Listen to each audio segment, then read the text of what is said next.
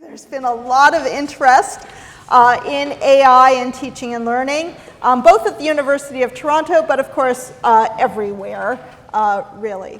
I want to start by acknowledging that there are people in this room who I am sure know more about AI than I do, who are researchers in the field and true experts with deep understanding of AI. I got interested in artificial intelligence a number of years ago when I started to see reports that were suggesting that engineering is one of the fields that may be experiencing or may experience deeper disruption due to AI technologies than other fields. It's in a number of analyses, including a recent one by Goldman Sachs, it's ranked second of 150-some fields. That's a very broad kind of swath, but I started getting interested in it, and as it happened, started a research project, and then all of a sudden along came ChatGPT and invaded the rest of my portfolio, as it were. So I'm going to start with a little bit of level setting on what the technology is that we're talking about here.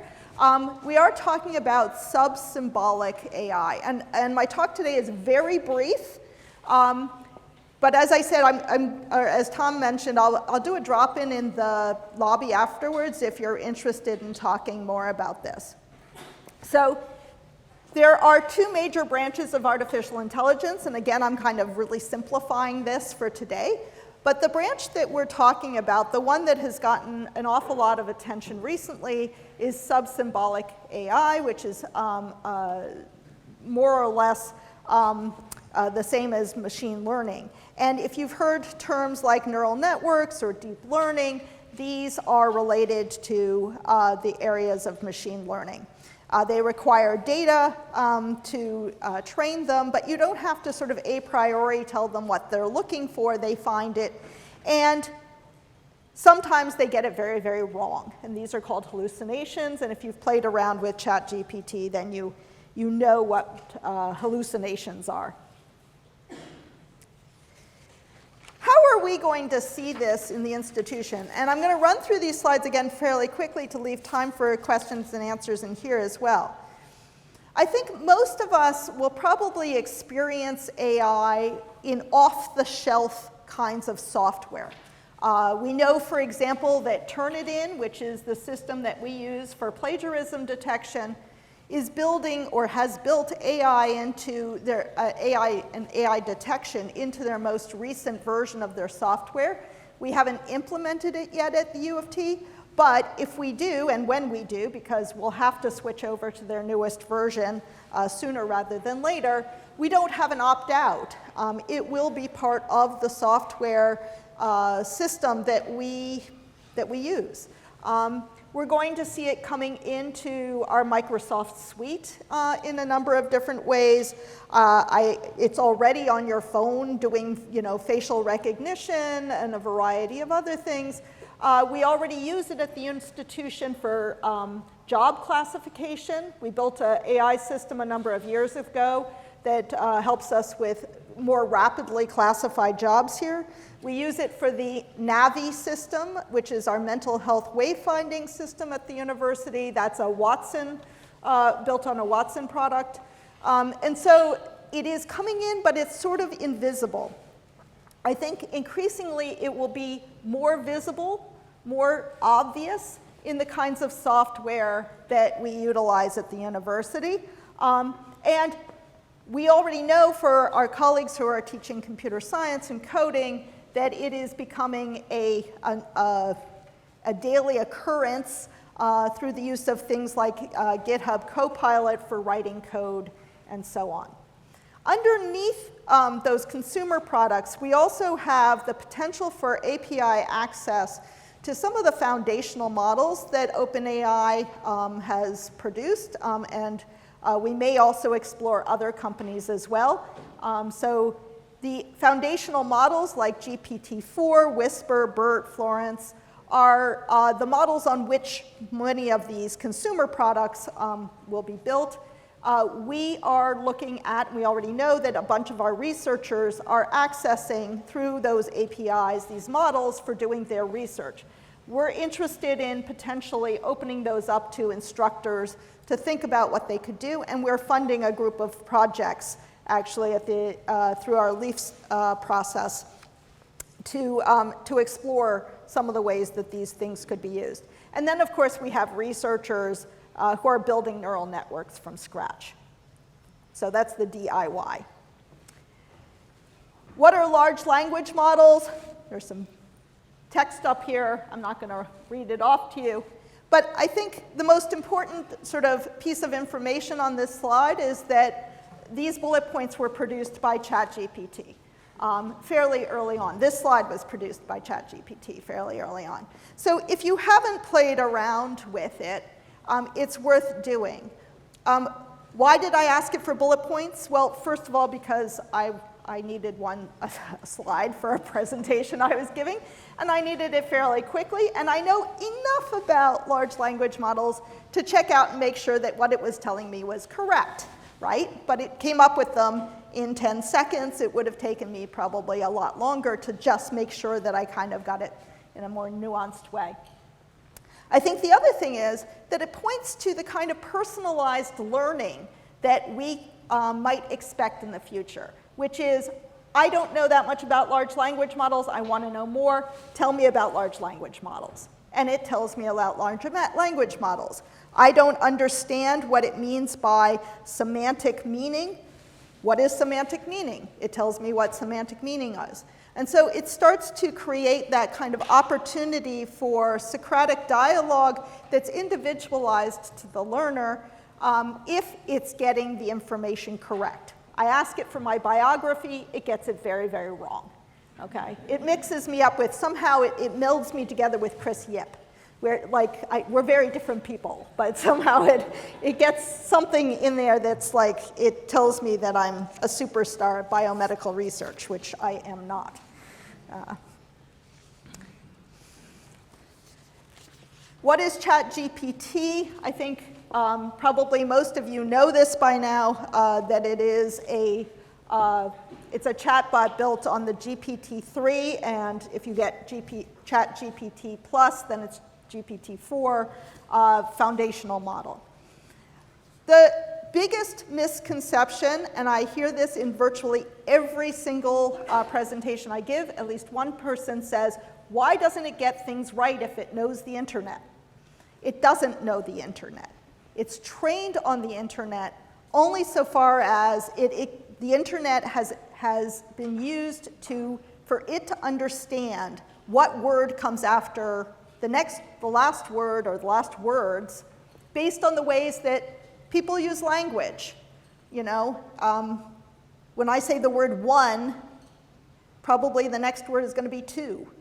Does it know what one is or what two is? No. It has no conceptual understanding of that those are integers or anything else. All it knows is that when human beings say the word one, they are likely to then say the word two, especially if something in the prompt is saying, how do human beings count integers? Because that's what it sees, okay? So it's not learning facts from the internet, it's learning word frequencies and organization and ordering, and so its raw materials are words, not ideas, which is why it can't be, or it doesn't get picked up by plagiarism detection, because it's not copying human phrases or language or things like that. But it will weirdly surface ideas like that Chris Yip is a researcher in biomedical engineering and mix it up with me strangely, because it sees there aren't enough biography. I don't get discussed on the internet enough to be worthy of an accurate biography. There are now huge numbers of AI systems or startups that are built on these foundational models.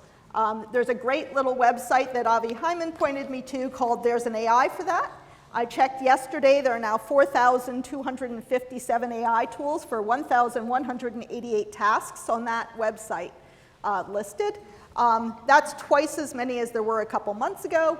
And if you do a search on things like writing assistants, you'll come up with something like 135 plus different writing assistants that are available. I talk about writing assistants and writing because that's one where we know that it's coming into our world as instructors very strongly. I would recommend that you look at a few of these. Cactus, okay? C-A-K-T-U-S, Cactus AI, is one that is specifically built for students doing work. It says, you know, this is for education, and all of the testimonials are from, you know, students from Louisiana State University and saying how easy it was to do their assignments on here. And it guarantees that, you know, it will pass any kind of detector and all of that. It does coding, it does math, it does writing, and it's got cute little cactuses that help you through the process. So worth looking at. The fact is that our students are developing, people are developing strategies for utilizing these things. And I've just put up, you know, a few of the things that are emerging. The TLDR trick. TLDR means too long, didn't read.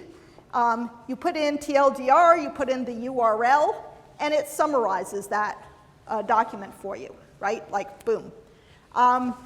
Prompt engineering, that is the sort of walking it through, asking it for a paper outline before you ask it to write the paper. That sort of primes it to give you a better piece of writing. So that concept of prompt engineering where you ask, it's almost like scaffolding that we do in instruction by breaking up the assignment into parts and getting that sort of foundational thinking, the AI will do a better job at the final product. So there are these kinds of, or you know, doing your code in GitHub Copilot and then throwing it into ChatGPT to comment it for you. That's a really common thing that students are doing. So starting to understand how your students are using it and having those conversations is really critical. Where are we at right now? We're seeing a little bit of a plateauing in the foundational models. There was a rumor that GPT-5 was coming. Sam Altman tells us it's not. We'll see. But GPT-4 is kind of where we're at right now. So there's a brief plateau in the foundational models, but while we're plateauing perhaps in the foundational models, there's a whole lot of applications being built, right? It's doubling every couple of months in terms of the kinds of, you know, it's everything from like cheesecake recipes. There's an AI for finding cheesecake or creating your own cheesecake recipe, to things like, you know, Notion and Jasper and so forth for writing.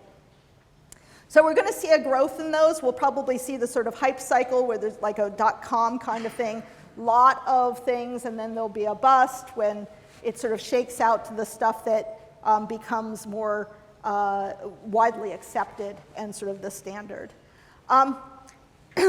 People are still trying to figure out what the technology can do, how much will it cost, will it work reliably and securely. Privacy around data use is a big issue. We don't know what legislation is coming along, and that is all creating a lot of uncertainty in this area. What can the technology do? I think the really critical thing is the quality, speed, value, and capability of what an individual can do. I may not be terrific at data mining, but I can learn to mine data like this. AlphaFold, which is for protein folding, it is estimated that the 200 million or so proteins that there are in the world, it would have taken about 1 billion years worth of PhD student time to figure out the folding of all those proteins. AlphaFold did it like in a week, right, or less. So just the capability of what individuals can do. I feel like it's sort of like the Bionic Woman, if you remember that series. You know, I can't run 100 miles per hour. I get in my little AI vehicle, and you can go a lot faster, right? I can't code real great, but it can code. I just give it a prompt for what I want it to do, the code I want.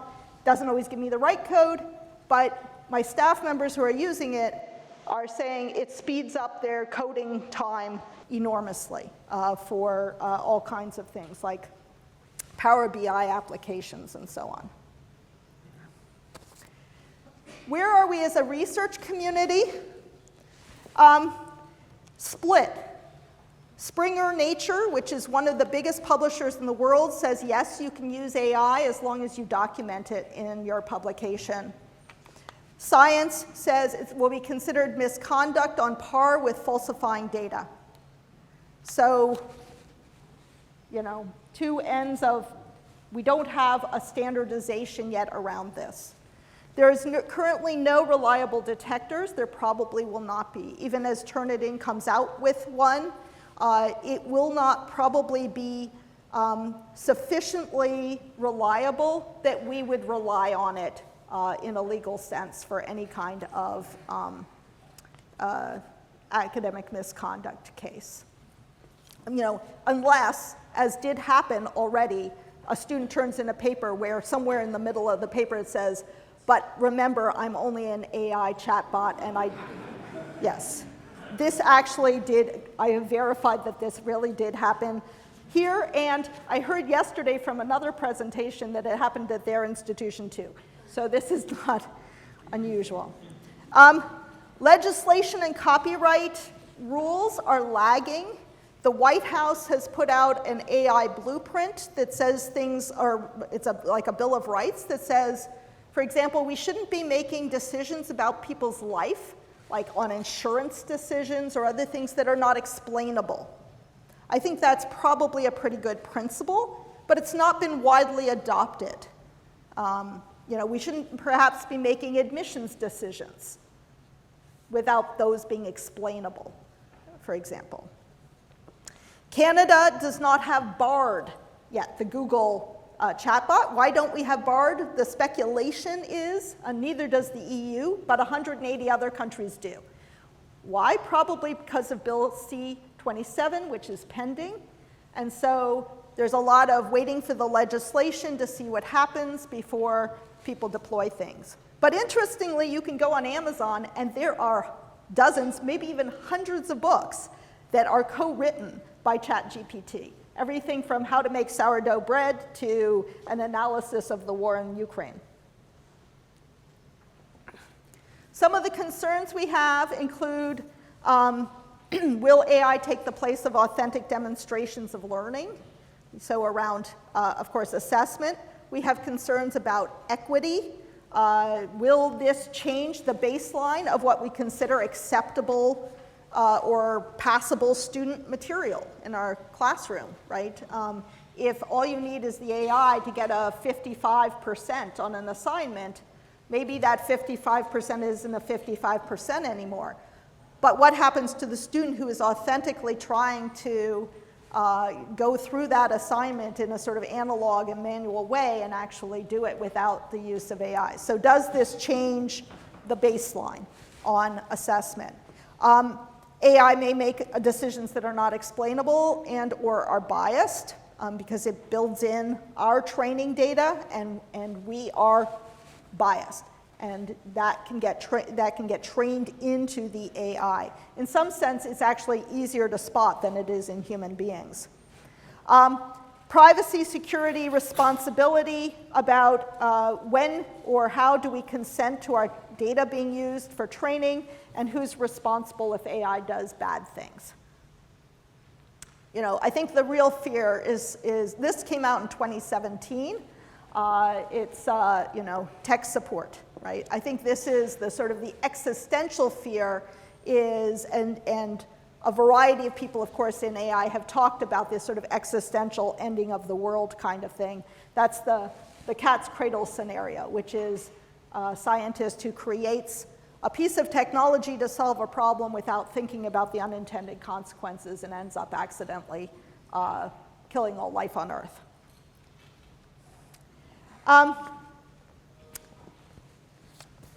As I said, one of the sort of existential threats that people have talked to is this idea that because it sort of supercharges human beings. If you're interested in doing bad things, like spewing a lot of misinformation, you can now do it at warp speed.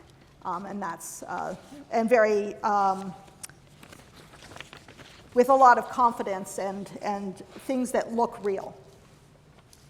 So we've established an institutional advisory group on teaching and learning in AI, or AI and teaching and learning, which is meeting to have conversations about what we as an institution should be doing around this, whether there are rules we should be setting, but I think more importantly, how do we make sure that people like you know what's going on, understand the technology well enough to then use your creativity and expertise to respond to that in the way that you're teaching and the ways in which you want your students to learn.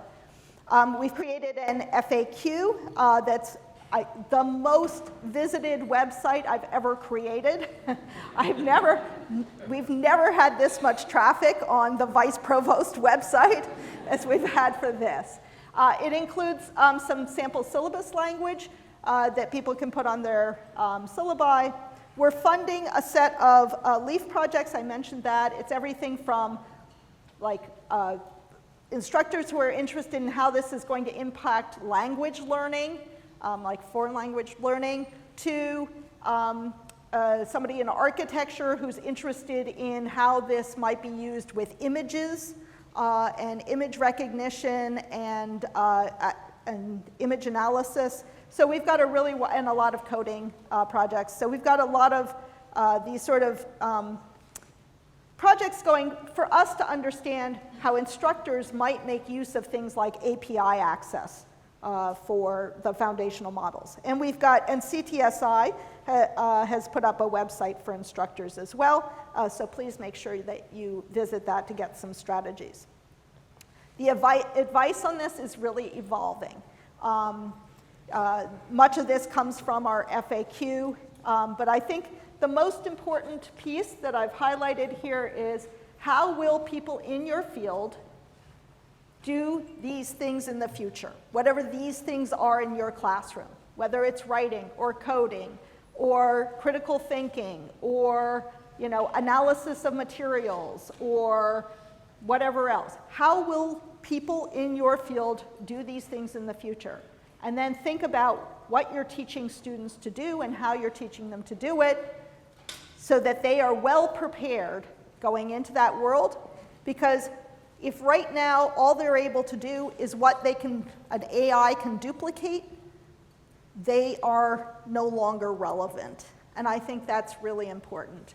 My initial analysis that we're doing, and I go back to the research project on how much is engineering exposed, it's no one entire field, it's tasks within fields. If we look at electrical engineering, we've got a paper coming out at Canadian Engineering Education Association this year. It's tasks within the fields that are going to be potentially displaced. And make sure that you try these things out. If you were a student, how would you use these things to do your assignment? Check it and see what it gives you. There are already some really good examples of faculty at U of T who are doing interesting things with these technologies. Some of them are in the room. Chirag, I'm looking at you. Doing some really interesting things around the use of ChatGPT and other models in their teaching to help students think more deeply and not just sort of put in the prompt, spit it out, hand it in. So I'll end there and open it up for questions. I think this is a very evolving field. If I came back a year from now and gave the same talk, it would probably be quite different. I don't have a crystal ball, but I'm really interested in seeing what comes out over the next year as these things really start to mature. I think we're going to see a fairly quick maturation cycle on this, but I also know that, for example, Microsoft and others that came out of the gate sort of at 100 miles an hour in January and February are starting to backpedal a little bit about implementing some of their tools into large organizations as they begin to comprehend what the issues might be when they do that. So we're going to see a little bit of 2 steps forward, 1 step back for a while, and it's just going to be a fairly unsettled landscape, I would say, for at least the next year or 2, maybe longer. Thanks.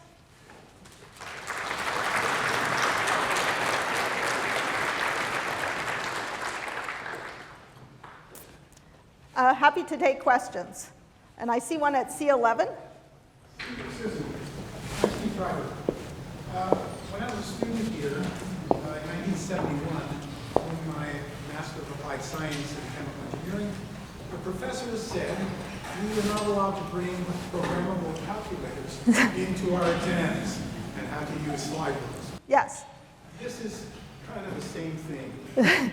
Yes, but. Yes, but. And I would say the yes, but is, if you think about a slide rule or a calculator, it is what I would call a narrow technology. That is, it does one thing and it does it really, really well.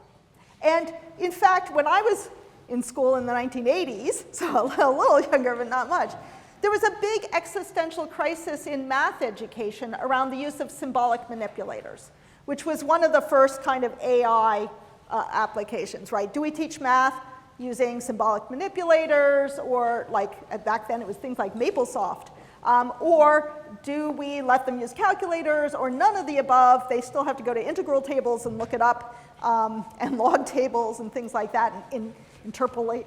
I think we've gone through this again and again and again. We had a little bit of hand-wringing when Wikipedia came along, you know. We have hand-wringing when symbolic manipulators came along, when calculators came along. This is, to me, a bit more like when personal computers came along, because personal computers can do a really wide range of things. And back in the day, if you wanted to do computing, I had to go to a computer lab and stand in line and get on a mainframe, and it was limited to people who understood the sort of the special language of computers on special equipment that was kept in special rooms. This is now going whoosh, right? That was personal computing. And I think this is similar in that, you know, I was talking to Professor Tabak, Nathan Tabak in data science, and he said, well, it can't do data mining any better than I can. And I was like, yes, but you're a professor in data science. The fact that I can now do data mining perhaps as well as you can is a huge change, right? And so I think and that I can do it fast, right? What would take you 6 months to do with a group of PhD students, I can do in a week with limited, that's a big change. I think you're giving this technology a little too much credit. At the moment, yes. Co-authored the 4 patents on neural nets from 15 years ago. Yes. Before generative came along. These technologies can't extrapolate. No one has been able to figure out, we couldn't figure out how to extrapolate from the data back when we were just trying to model physical systems, okay? And now we're trying to model human beings. Yes. And the reason that economists are always so wrong about everything they predict is because the economy is a function of human behavior, sometimes on a mass level, but often on an individual level. So I'm going to just, good to know. I think there's varying opinions on this at this point. Other questions that people have? Elha? So my question maybe in your presentation into the sphere of where AI is going. So the CEO of OpenAI, Sam Altman, yesterday said we need more regulations. So where do you see the impact of potential regulations on limiting the development of this type of technology? I don't know. If Sam Altman doesn't know, I surely do not know, right? But one of the suggestions was some sort of licensing. We're seeing legislation in the EU and in Canada that is trying to, things like it should be explainable. I'm not altogether sure. You know, I do know that there's also, you know, there are these real concerns about the sort of existential threat that these things have. There's a very good podcast that is by Peter, P-I-E-T-E-R, Peter Abbeel, A-B-B-E-E-L, at Stanford. He did an hour-long interview with Jeffrey Hinton last week, well worth listening to, about what Jeffrey's sort of take is on the, particularly around the existential threat. I think if you kind of listen to that, you get a sense of what the threat is, but it's hard to know where the boundaries will be put up when there is a great deal of motivation, particularly in military uses. And so that's, I think, the really huge concern. I think for civilian uses, there are ways that we could regulate.